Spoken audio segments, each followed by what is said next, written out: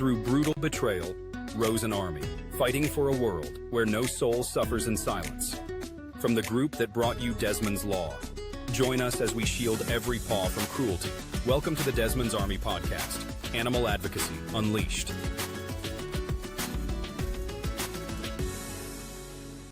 Hi, everybody, and welcome into the Desmond's Army podcast. I'm your host, Matt Karen. We're joined, as always, today by our president and co-founder, Zilla Canamella. Z, how you been doing? Good. I prefer the heat over the cold, unlike my huskies, but I have weird huskies. They're outside right now. I'm loving it. Their pools are open. I bet. We just had my two toddlers in the pool the other day, and my wife said, when we're hot outside this summer, you just remind me of the month of February and I'll stop complaining. Yes. Because it was a brutal winter in New England. All right. But we are through it, and we are excited to be here today for episode 9 of the Desmond's Army podcast. Can you believe it? No, I can't believe we've done 9. Coming That's up on crazy. Double digits. Yeah. And the response that we've gotten has been really encouraging, really great. Yeah. And in case this is your first episode and you're just joining us, welcome in all things animal advocacy. And the good thing about our podcast is we cover a different topic with a different expert guest every time. So you don't have to watch it in order from the beginning. You just jump right in and you're able to learn about whatever topic we're discussing for the day. And today it's a heavy subject. When you say, Z, you want to tell people a little bit about what we're going to be discussing? We're going to discuss behavioral euthanasia. It's something that's very misunderstood. It's something that people really need to educate themselves on. We see a lot of animal control officers taking a lot of heat when they're forced to euthanize a dog. And I think this might help for the general public and why this is a necessary thing. Right. And who is our expert guest? Who are we going to be speaking with today? We have Stasia Dempster, who is a behavior expert, a certified canine behaviorist. Wonderful. All right. So again, we're going to read a little bio about Stasia. You can get to know her, and we'll introduce her here in just a minute. But if you're just joining us, welcome to the Desmond's Army podcast, all things animal advocacy. We want your feedback. We want you to engage with us. We are on all of our social platforms, Facebook, Instagram, YouTube, Apple Podcast, and Spotify. And we've created a dedicated email address, desmondspodcast@gmail.com. That's desmondspodcast@gmail.com. So you can write us there. Tell us about topics that you want to learn about. Write us some questions. We'll try and get them answered for you. We are monitoring that and want you to engage. So sit back, enjoy the show. We're going to be talking about this today. And let me introduce our guest. This is Stasia Dempster, is the founder and lead trainer at Synapse Canine Learning Center. Stasia is a certified behavioral consultant with the IAABC, who has extensive experience working complex behavioral cases. She has worked within the veterinary industry, producing protocols to help protect veterinary staff and improve patient experiences in the clinical setting. She also frequently works in conjunction with veterinarians to treat maladaptive behavior in dogs. Stasia is currently pursuing her MSc to PhD in clinical animal behavior with a specialization in companion animals through the University of Edinburgh's School of Veterinary Services. So we want to welcome into the Desmond's Army podcast, Stasia Dempster. We will bring her on. Hi, Stasia. How are you? Hi, Stasia. Hello. Thank you so much for having me on today. I am doing very well. How are you? Good. Thank you for coming on. Doing very well. Thank you. And Stasia, let's just start with the basics, right? And then we'll kind of progress through this topic as we go. So tell us a little bit about you, what you do, how you got started in this field, and overall, for people who don't know, what is behavioral euthanasia? And I apologize. I know that was like 4 questions all in one. So that's okay. If I need you to repeat them, I will ask. Okay. I started working with dogs when I was 10. I had to really wanted a dog. We'd had a couple before, but I wanted my own dog. So my dad told me if I wanted a puppy, I had to write a report. So I did. And it was extensive, and I ended up with a golden retriever. And with her, I did a lot of dog sports. I used to train horses too. And I started training professionally around 16. And then, I went to college, got a couple of degrees, did some other things, but I kept training while I was doing this, mostly in dog sport, obedience, and some behavior. And then it just kind of evolved. Started working with a veterinarian, and became a behavior consultant, and went to a program that taught me how to train police and working dogs. So I do a lot of search and rescue and detection dogs as well now, in conjunction with behavior. And yeah, just kind of, I started going to school and getting my master's, PhD, and I'm 5 years into a very long program, but it's been wonderful, and I've learned a lot. Right now, I do specialize with a lot of complex behavior cases. A lot of times I will work on veterinary referral with, veterinarians who have patients who maybe have complex health problems that are manifesting in behavioral malfunction, or things that are difficult to diagnose correctly and treat. So I do that. I've worked with shelters before. In Wisconsin, I was hired at one point to implement a program trying to minimize behavioral decline in long stay dogs. So any dogs that have been at the shelter for longer than 6 weeks, obviously you can see a massive decline in behavior and welfare. So really big on that. But yeah, that's the gist of how I got to where I'm at. Well, fantastic. And the topic of behavioral euthanasia, for people who don't know what it is, what is it? Yes, of course. So behavioral euthanasia is when you have a dog who's exhibiting any behavior that is typically so maladaptive, it is considered untreatable. Now, sometimes it's not as severe as that, and people still decide to euthanize. But typically it's dogs who are extremely aggressive. They're a danger to their family. They're a danger to the public. You can't rehome them. You can't put them back in the shelter, and medication is not working. Sometimes, veterinarians will make the decision alongside their client that maybe this dog, is not safe to stay in its home and is not safe to rehome. And the best option in some of those cases is to euthanize. And a lot of times behavioral euthanasia is done for the welfare of the dog and the welfare of the human family. A heavy topic, no doubt, and an emotional one. Very much so. Yeah. How do you determine if that's an appropriate course of action? Is it a visual examination? Is it a medical evaluation? What sort of tests do you have in place to determine if that's an appropriate course of action? It's a great question. So, every behavioral consultant and veterinary behaviorist, I think, looks at this a little bit differently. But for me, I'm a huge advocate of having a full, comprehensive veterinary examination. And that obviously includes all your baseline blood work, probably x-rays, even an MRI in some cases. And I'll talk about this a little bit more as we get on, these kind of focal seizures that can cause what appears to be rage syndrome, but isn't. But basically, you want a really, really thorough veterinary examination. And some things are really difficult to diagnose. And pain can cause a lot of behavioral issues, aggression, reactivity, fearful behaviors, separation anxiety, that really severe. So you want to weed out all these things. A lot of times I will suggest, if the dog is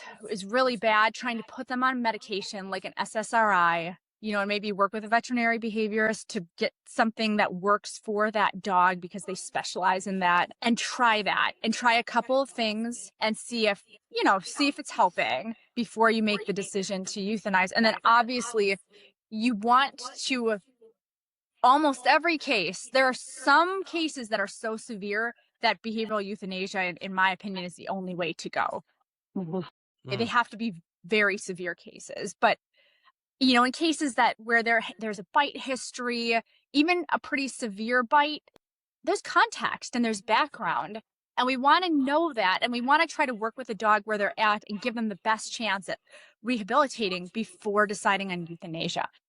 Now, there are cases. So for instance, Dr. Ian Dunbar has a bite scale that a lot of behaviorists will use to determine like how severe this bite is. Right. Once you have like a level 5 bite, those dogs in general are looked at as being difficult to rehabilitate. And I've worked with a couple who've had multiple level 5 bites, and I was able to turn things around with the help of a veterinarian and medication. Really? Wow. And then, a lot of behavioral, work. It can be done.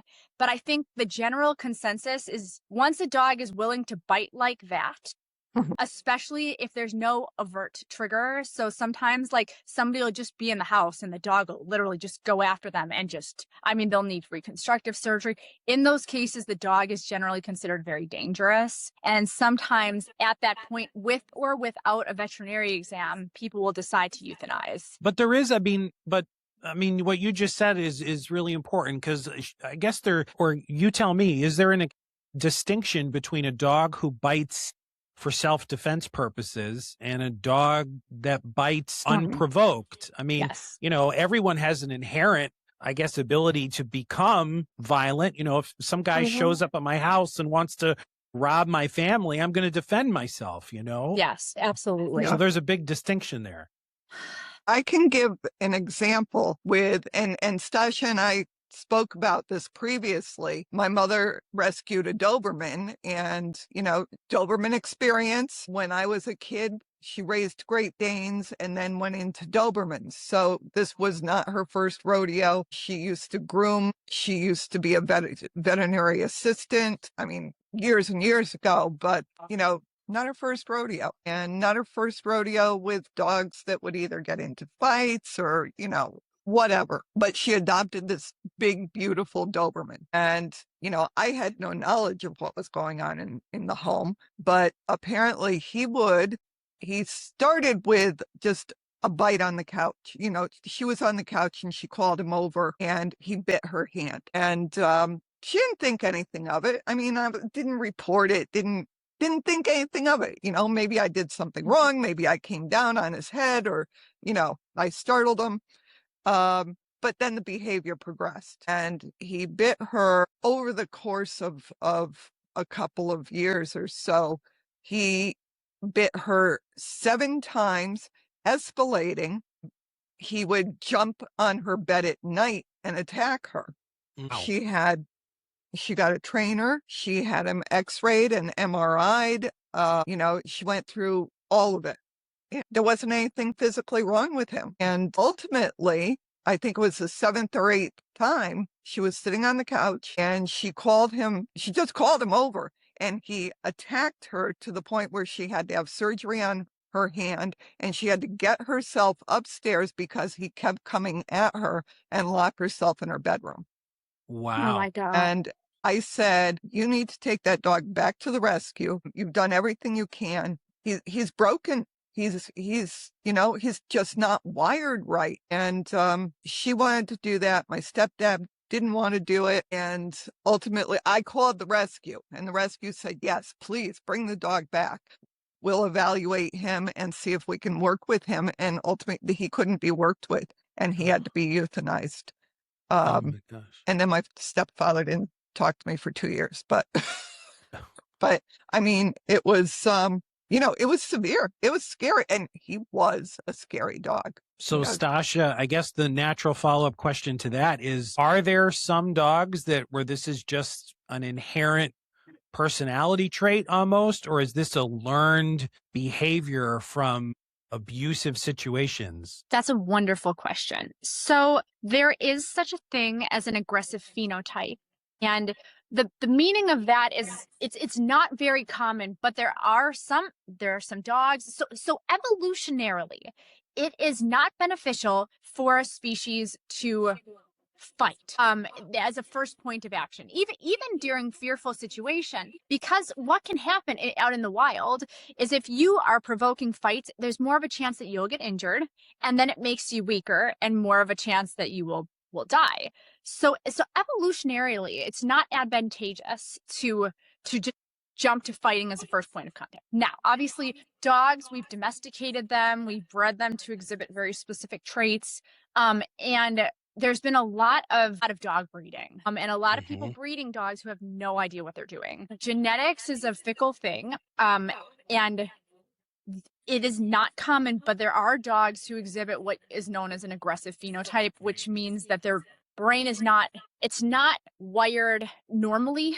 And it's kind of, I mean, I'm sure you see it in every single species. There's just something that isn't working quite right. And, you know, sometimes well, most of the time, there's no history of trauma in these dogs. They're exhibiting these behaviors from a very, very, very young age. You know, like you don't typically see some of these really aggressive responses in puppies. But I've worked with puppies who are 8 weeks old and are full on attacking. And I mean, I work with police dogs. You know, I'm used to working with dogs who bite, and I work with tons of Malinois who are really mouthy as puppies, but it's a different type of biting. And just because a puppy is biting like that does not mean they've got an aggressive phenotype, does not mean they're going to be a lost cause.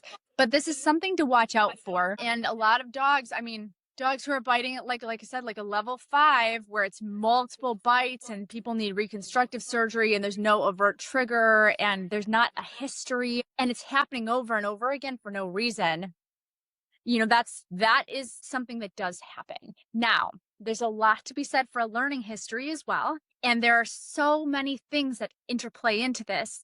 Like there's been a lot of research done recently on prenatal stress. So stress in mom, you know, which a lot of these backyard breeding cases, mom is outside, she's malnourished. If she's stressed out, it's actually going to change the puppy's brain chemistry and the way that their brain develops and is situated, because the body's getting these signals that you're going to come out to a bad situation and you need to be ready for it. Wow. And so, yeah, you'll find that these puppies will have, you know, not as highly functioning prefrontal cortexes, which is your rational thinking point.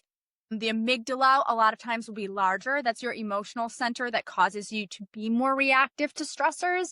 And the hippocampus ends up being damaged. And the puppies come out like that. And then, you know, they come out into a bad situation. Maybe the person who's breeding is abusive, or their mom is malnourished, so she's not producing enough, or they get separated from mom at a very early age. And then they end up in a shelter, which is very stressful. And it's one thing after another. Or in situations of abuse is huge. I mean, these dogs, a lot of times, sometimes they'll go years with just the worst of the worst situations. Yeah. And they end up learning the only way that I can make distance from something that's scary is to bite and bite hard. So yes, there is definitely, and this is where it gets iffy with behavioral euthanasia. And what makes it so complex is it's such a big picture.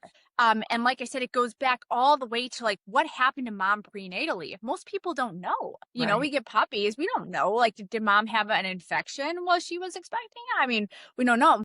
But so it sounds like what I'm hearing you say, Stasia, is there's no right one answer to any of this. You have to take into account the entire history of that animal, from, you know, were they bred the correct way to were they raised the correct way. So, and you have to look at, are there any health considerations here, as you mentioned, or is this an abuse situation? So you really have to look at holistically, right? The big picture. And is this a pattern? Is this a one-off, or is it a pattern? Right. So that's very interesting. Yeah. So when does this become a consideration then, right? Because nobody wants to see an animal put to sleep. Nobody wants to euthanize. But when it's the only option, it's the only option. So when does you have to consider this? I think there gets to be a point where people have to weigh up, what does this dog's quality of life look like? And so if they have worked with a credentialed behaviorist, and there's a caveat to this, the dog training industry is completely unregulated. Anybody can drop their life and become a dog trainer. You just put together a website. There's no required qualifications or board examination or all these things, and people can call themselves whatever they want to call themselves, and there's no legal repercussions. So people work with somebody who really has no idea what they're doing, and they'll be like, this dog is too aggressive, we did this and this, and it's not working, you should just euthanize the dog. So you have to make sure, firstly, that you are working with somebody who really knows what they're doing. And there are dog behavioral consultants like myself who've been through usually extensive education and experience, and it's just a really difficult certification to get. You have to really prove yourself. And there's veterinary behaviorists, there's CABs. Those are individuals who have a PhD but aren't a veterinarian. You want to work with somebody who really knows what they're doing, and you want to usually work with a team of people. You want a good vet who can make sure, all the boxes are checked off. Now, in cases where the dog is just extremely dangerous, regardless of if it's because they were just born that way or if it's because it was learned, there are dogs who will try to kill people. And you have to make a decision then. Like, no matter how much work you put into this dog, and if you put them on medication, are they ever going to be safe? And are they going to be locked in a crate for the rest of their life? Right. Because they can't even come out without attacking your child. I mean, really, we're not even, not to interrupt you, but you're not even talking in that case about, you have to take into account not only the quality of life for the animal, but the quality of life for the people in the home who that animal is living with, right? Absolutely. Absolutely. And there are situations where people just have the wrong dog. I mean, I work with all these high dry dogs, and you'd be amazed by the amount of people who get working line Malinois puppies, and they live in an apartment. And these dogs end up with really severe issues. But in that case, this is a situation where the dog probably could be rehomed, given a job, and maybe with a bit of training could be great. But, if that person has gone through all they've talked to a behaviorist, or they've met with them, or they've worked with one, they've talked to their vet, and this is something that's been happening for ages, and they are doing their best. And in another situation, it wouldn't be different. Those are the situations where a lot of times the dog is just, maybe behavioral euthanasia has to be the right option, because there's no other situation that the dog would be okay in. Z, can you think of any examples of when this has had to be done here in Connecticut? Absolutely. I know there was, our ACOs, and, most of the ACOs in Connecticut are compassionate, educated people. And I know of one recently who took on a dog, and this dog, I have videos of this dog, and, it was on it like a 9-10 all the time. She tried to work with the dog. There was no bringing this dog back. And she had seen that the teeth had been filed down prior also. So we know that filing of teeth is indicative of being a bait dog for dog fighting, right? That was the only choice they had in that point, and the dog had gone after her multiple times. It took herself and I believe 3 other police officers to even get the dog into her vehicle. So, when ACOs face something like that, Stasia, and people don't understand, how do you tell? How do you tell the public, that it's okay, that there are worse things than humane euthanasia if a dog isn't wired right, or a dog has just been through too much in its life to come back, that otherwise living in a 6x6 kennel is not a life. How do you tell the general public that? I think that's a really difficult question. I think, there's this idea that all dogs are good dogs, and they are. But you see all these movies like Lassie and Right. like Air Bud, and most dogs are wonderful. And so people have this conception of like, well, I don't understand. This is a dog. Like, why would you ever euthanize a dog when it doesn't have a physical problem? But I think people need to understand that sometimes the alternative is the much worse option. If you have a senior dog or a dog who's been living with a chronic health issue, the veterinarian will always tell you, look at this dog's quality of life when you're making a determination on whether to, try to just manage the symptoms, or, whether it's time to let them go. And I think that just because we can't see the brain doesn't mean it's not there, and doesn't mean that the dog is not living in a complete state of chronic stress. And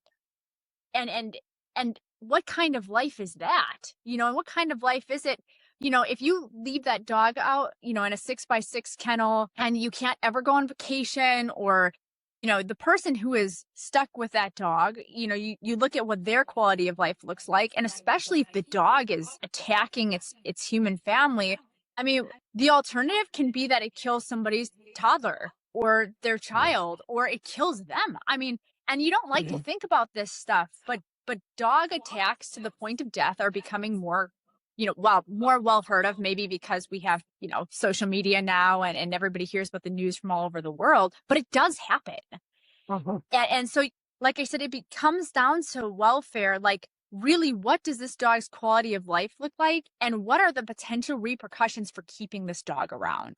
One thing I want to just bring our audience up to speed on real quick, and then I'll follow it up with a question. For those of you who've been keeping up with our Desmond's Army social media pages, one big story that hit the news very recently in Tolland, Connecticut, a cockfighting ring just busted by police. 100 people have been arrested. 173 fighting roosters had to be humanely euthanized by the Connecticut Department of Agriculture. So in this case, not talking about dogs, talking about roosters. But the point here, they were humanely euthanized and really had no choice. I mean, there was no alternative option here. These were not poultry birds.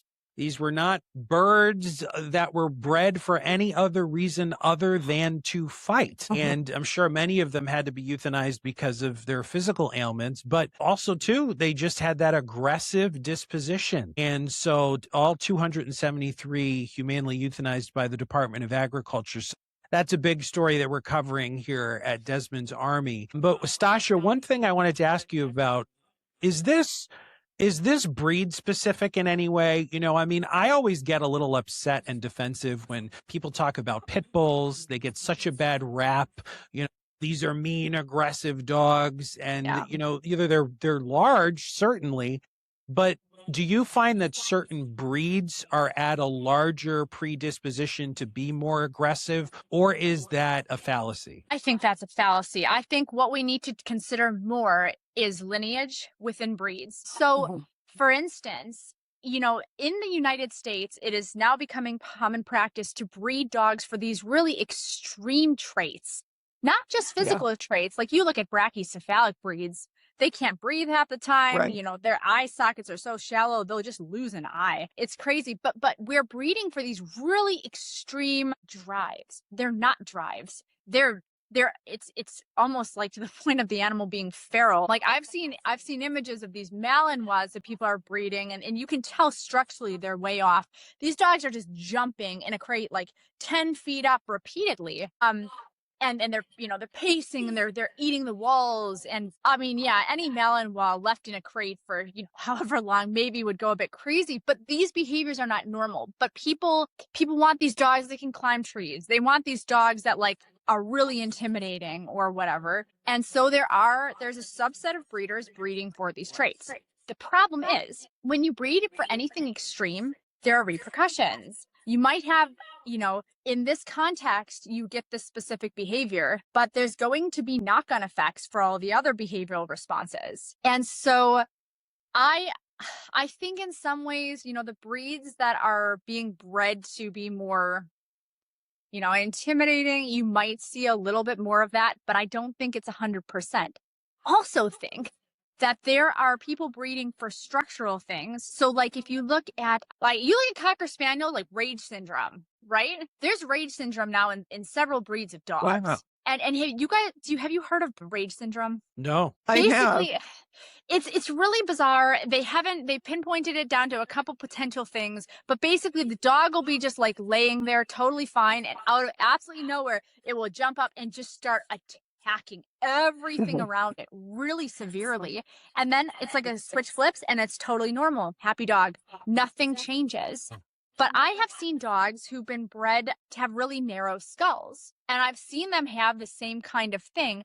I think partially because maybe the brain is not changing, but because the skull shape there's more pressure. And so it's changing the way that the brain is functioning. I think so.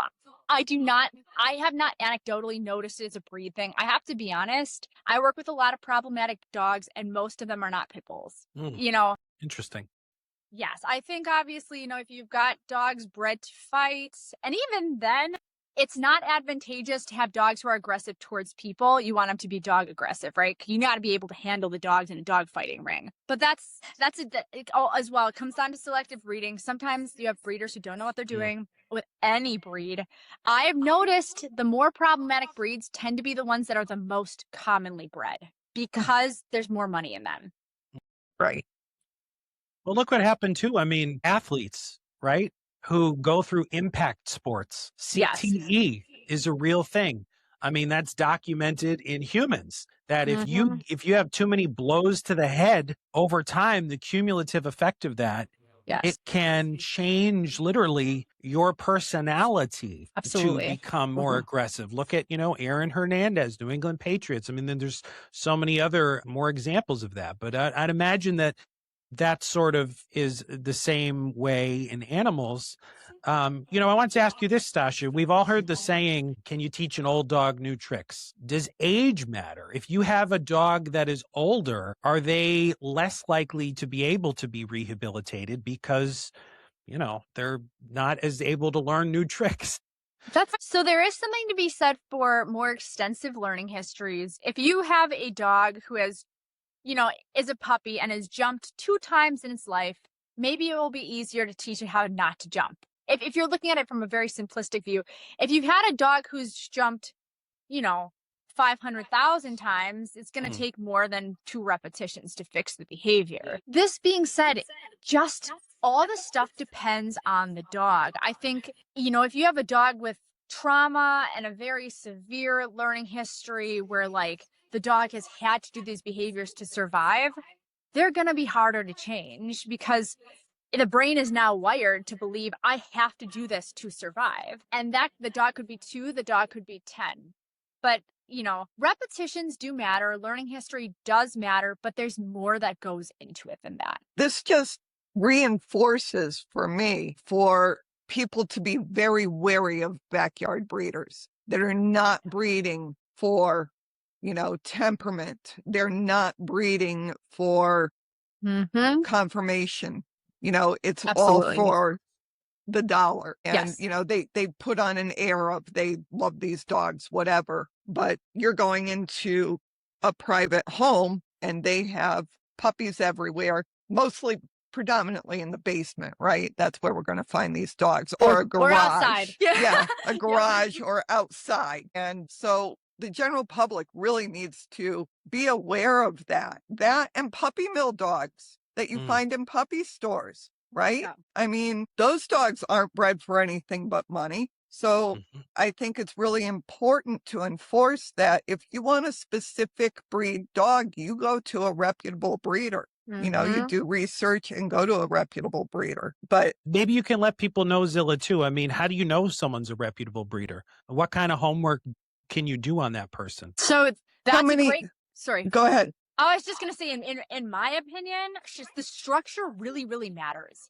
If a dog has a structure that is not right, they will probably experience discomfort or pain. And Dr. Daniel Mills did an amazing study where it was a massive number. It was over 80% of dogs exhibiting behavioral problems are likely experiencing pain. So if you've got a dog whose hip sockets are not right and they've got dysplasia, you've got a dog bred in such a way where they're something's contorted and it's putting pressure on a certain part of the body all the time, they're going to be in pain. I mean, all those different health issues that dogs can have, even the ears, if the dog has chronic ear infections, it's going to be in pain and you're going to have more aggressive responses. But I know for me, because I do a lot in the dog sport and working dog world, the breeders who do all their OFAs, right, the hips and the elbows, and they're looking at the congenital diseases within their breed. So if you've got a dog who's Cavalier King Charles Spaniels are prone to heart issues, you can go get the dog's heart certified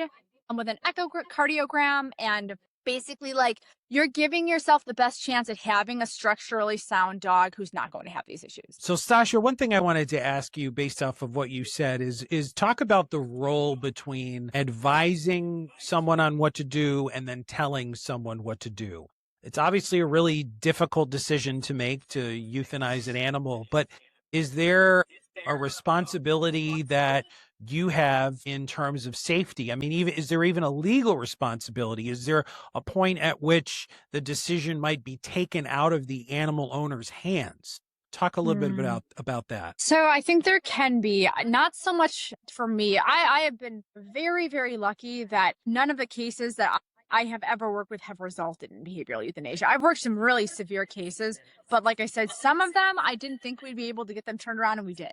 But I know a lot of behaviorists who have worked cases where there was just no, and I do think it puts, as a professional, it puts you in a really, really tough spot, because people love their dogs, and we get into this field because we love the dogs and we want to help, and we believe that they can be helped. And a lot of times it's not the dog's fault that they're responding like that. It's things that people have done. So I do think there is a responsibility. If the dog is, to that, I mean, like, sending people to the hospital and like repeatedly, and like, we're trying this, that, and the other. We have them on medication. We've tried all different types of behavioral remediation and supplementary stuff, and nothing is helping, you know, and they're not having focal seizures, all that other stuff. There's no pain to really have a serious discussion. And I wouldn't say that it's ever the right thing to tell somebody what to do, but I think you have to be very blatantly honest about, if you don't do this, this is probably going to be the outcome. Now, I was going to say, in cases where the court is involved, that's a bit different, because if a dog attacks somebody else and the person ends up having a limb amputated, or they kill a child, then the judge is completely in there. Right. Then you have legal right. intervention. Yeah. And Zilla, Yes. you know what I'm thinking of when we're talking about this, don't you? Which one? This whole conversation, especially the legal thing, I'm thinking of Annie Hornish in that case with Dexter. Yeah. Yeah. Yeah. That was sad. In my opinion, that was a very sad case.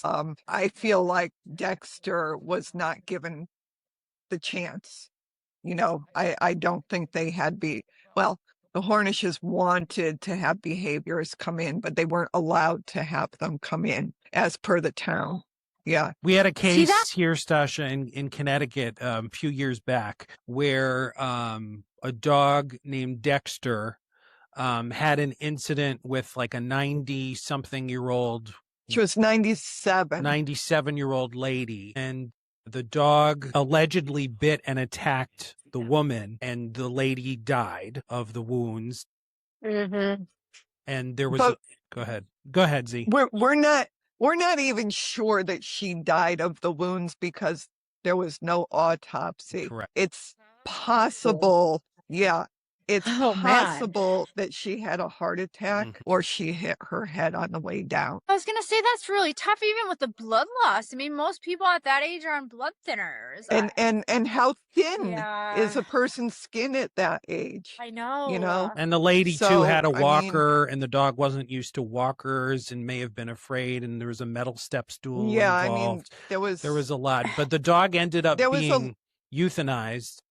after years years. and years of being incarcerated. Mhm. Oh, are you serious? Yeah, they were not allowed to see him. Wow. They spent so much money on trying to free him, and Oh, what a And the sad town Hornishes- wanted the dog euthanized. The Hornishes are animal lovers, and even their career is revolved around animals, and Yeah, they secured a spot at an animal sanctuary for the dog to go and live out the rest of its life, so it would be a sanctuary, away from Yeah. other humans. And the court said no, that your dog has to be euthanized. Anyway, Jeez. yeah. I feel like that was a travesty. That particular case. I agree. And this is where I'm saying, like, this topic is one of the reasons it's so difficult is because no case is 100% straightforward. I mean, especially when Right. we're talking about dogs who could potentially be candidates for behavioral euthanasia. I mean, dogs don't have a voice. They can't tell us when they're in Right. pain. They can't tell us about how they're most people are not adept at reading dog body language, and puppies give signs that they're stressed, and still we push them into situations they're uncomfortable with. They start biting, then people don't know what to do. They may, punish the behavior when the dog is scared, which just makes more problems. And over years, you can see how this would progress into something potentially very dangerous. And if you're looking at it from an objective perspective where you just have no idea, really, you don't have a full understanding of the history, and on paper, well, the puppy was bought at 8 weeks from a reputable breeder and blah, blah, blah, but you're not seeing all these things that are happening. Yep. I mean, at the end of the day, we're dealing with animals, and they can't speak English, and they can't, they have no other way to make distance apart from things like dog stress signals and growling and nipping and biting. So yeah, if nothing else works except biting and they're really uncomfortable, I mean, And they don't know who they're biting. well, that's just it. And I mean, you look they at don't dogs know play. Yes, dogs that this bite each person other. is 97 years old or this little creature is 3. And can we Yes.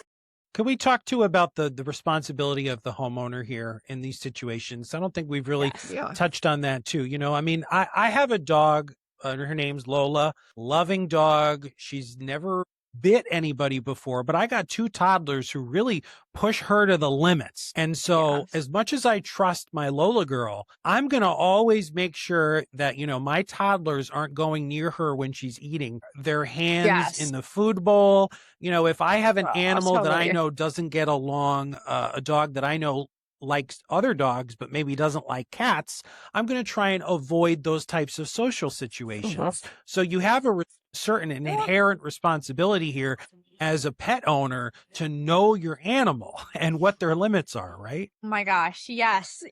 And this is so important because some people are just not, either they don't completely understand the dog or they're a bit irresponsible. But you look at dogs who will charge other dogs that are being walked and will attack the dog. Why is this dog off the leash? Right. And the owner is nowhere to Right. be found. I have had so many clients who've had these situations where the dog just got charged. There was no owner. The owner ended up being way back there on their phone somewhere. And the dog had a history. And it's like, seriously? The dog is just a dog. I mean, it's like you have a dog who is very territorial, right? You get a German Shepherd, and I've got a Shepherd, and she's amazing, but she is a German Shepherd, and I have no doubt if somebody broke in, she would deal with it. But she also has great obedience, and I understand this about her. I'm not going to let a dog like this just go outside freely in the front yard while I'm in the kitchen. Yeah. Right? You need Right. a big fence. If that dog can jump the fence, you need a 10-foot fence. If that dog can jump that fence, you've got huskies. Some Yes. dogs are great at escaping, but you need, along with owning a dog comes a lot of responsibility. And some dogs are naturally very social and bomb-proof. And by bomb-proof, I never mean 100%. Like you said, you've got little kids. I mean, this is so many of the kid bite cases I've worked with are not the dog's fault and are not the No, kid's but parents fault. don't want to take responsibility. No, No. and society always looks at it like, oh my God, this dog bit a child. Mhm. It must be aggressive. And I'm thinking this dog was sleeping on its bed in a corner, and the kid was allowed to go up and fall on top of it. Right. And of course the kid got nipped. What do you Yeah. expect? Would you like it if somebody stepped on you? What would you do? Oh, Yeah. 100%. I mean, Yeah, but it's, stepped on I your don't- stomach. Yeah. I mean, tell people too, people take their little puppies out and everybody wants to pet the puppy, right? There are some puppies who don't want to be petted. mhm. And those puppies should not have to be petted. I mean, if some huge, think about the size discrepancy, and they haven't been socialized like an adult dog. If some huge thing came up to me and tried to grab my face, I would probably punch them. I mean, and these puppies are not allowed to move away. So then the puppy starts growling, and people are going, oh my God, my puppy's aggressive. Well, I mean, if you put yourself in that situation, how would you feel? Right. Yep. And that's the other thing is people interfering when a dog is growling. That's your warning. That's your warning Yes. system. Yes. Let your dog growl. You're getting a Absolutely. warning. If you don't allow your dog to growl, and then it bites. Yes. And every dog owner should be very well educated on dog body language. And I don't mean like the extreme stuff, like, the dog finally bit somebody. Things like lip licking and yawning and the stress panting, the paw raises, that freezing behavior when they start to side eye. These are signs the dog is like very uncomfortable or very stressed or over threshold. You need to You can stop your dog from starting to growl by responding before it gets to that point. Yes. I think this has been a really insightful conversation today. Zilla, I'm glad you picked it as a topic. I didn't know a whole lot about it. I am. It's heavy, but I didn't know a whole lot about it. And then in preparation for this, interview, started researching it, and there's a lot to it. As you said, Stasia, it's not cut and dry. It is not one size fits all. There's a lot of considerations here. And as you said, it's mental, it's physical. You have to take into account the health and safety of not only the animal, but the people living in the same environment as that animal. So there's a lot that goes into it. Did we cover everything? I always like to sort of ask the question of, what did we miss? No, as a matter of fact, Matt, I'm asking Stasia if she'll come back. Absolutely. Of course. Gladly. This has been wonderful. I'm always happy to talk about any behavioral topics. I agree this is a hard thing to talk about, but it's also a real thing. And there are people who are trying to make the decision. I have had clients who haven't, and these are not even dogs who, but I've had clients who haven't gone on vacation in 5, 6, 7 years because they have a dog who has really bad separation anxiety or is aggressive to people coming in the house or, and they finally call me and I'm like, oh my gosh, they can't have guests over. You gotta live your life too. Yeah. And you gotta do your best to cover all your bases. Make sure you're happy and the dog's happy. And I'm just going to say it. Okay. You ready? I'm going to say it. I think there needs to be some more behavioral euthanasia for the human population. For the human race. Yeah, right. It's not the dogs who are the main concern here. There, I said it. No, mainly it's the humans that need to be trained. It's true. And we have the Google is great, but it also has a lot of bad information, unfortunately. And people don't know what's right from what's wrong. Not everybody has the time to spend a lot of years in school learning about this stuff. So, you're just trying to survive half the time. Well, we will certainly have you back on to explore more about this topic. Stasia, I really do want to thank you for your time today. I know you weren't feeling 100%, but we wish you luck in everything going on. Thank you so much. And we appreciate you coming on. Zilla, great to see you as always. Good to see you too. Thank you so much, Stasia. This was great. Oh, it's my pleasure. Thank you for having me. I really enjoyed this. And you're coming back. Stay on for just one more minute to both of you guys. But for all of you watching and listening, thank you so much for joining us for episode 9 of the Desmond's Army podcast, all things animal advocacy. Remember, you can find us on our social media channels, Facebook, Instagram, YouTube, Spotify, Apple Podcast. We are streaming live 24/7. We will be back shortly with episode 10, a new topic, a new guest. Make sure you can email us anytime at desmondspodcast@gmail.com. That's desmondspodcast@gmail.com. Thank you so much for listening. Have a great day.